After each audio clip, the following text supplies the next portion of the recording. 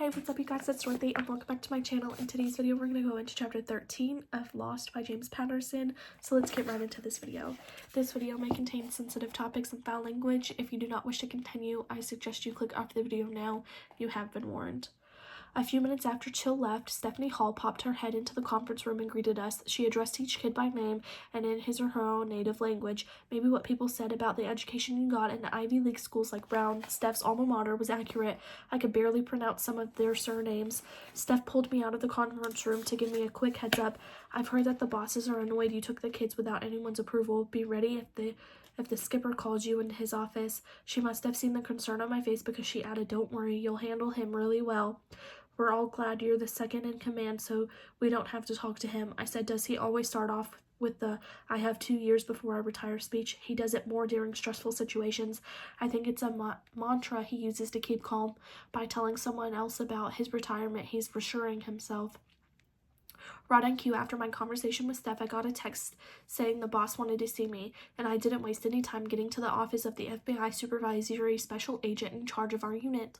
He seemed like a decent guy, but I heard his background as an accountant made him risk-averse. He weighed every decision and tried to anticipate every possible outcome. Even though any cop out of the academy knew you couldn't plan for everything, shit turned bad at a moment's notice, and you had to improvise. One thing my mom had taught me was not to overthink things, make a decision and go with it. I had helped my mom since my dad left when I was 15 and Lila was only 7. That's why I chose a college so close to home, while my friends went to far-off Florida State and Tallahassee, almost 500 miles away at the University of Miami. I was never more than 40 minutes from home. Some of my teammates used to call me a mama's boy. If being raised by a strong, decisive woman made me a mama's boy, I was not offended at all.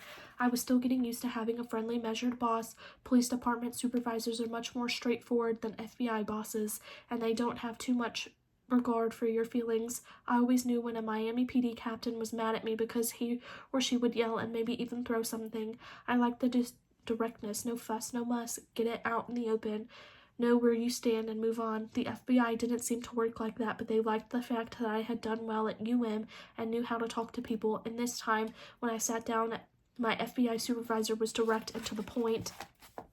"Next time you intend to kidnap a group of kids, give me a call first. DHS is all bent out of shape. They're being a pain in the ass about getting the kids back to Amsterdam." "What? When did you intend to send them back?" I asked. "I'm sorry. Did you want to play board games with them a little while longer? We need to get them home as soon as possible." "Fine, let me escort them home. That way I can confer with the Dutch authorities and maybe gather some more evidence of the shithead we locked up yesterday." "You have any idea how much that would cost?"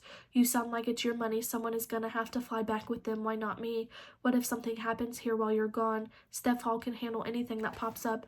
I thought that was why they had a whole task force to work with. You can't imagine what these kids have been through, and it happens to kids every day. We've got to make a case on the entire ring smuggling people into the U.S. That might make a difference. I can't do that if I let my best witness disappear. I studied the supervisor's face. He didn't look worried. He was thinking this through to see how it might affect him over the next 2 years. Finally, he sighed. That was usually a good sign. "Making the arrangements and be on your way in the next 2 days." That is the end of this chapter. I will see you guys in the next video. Bye.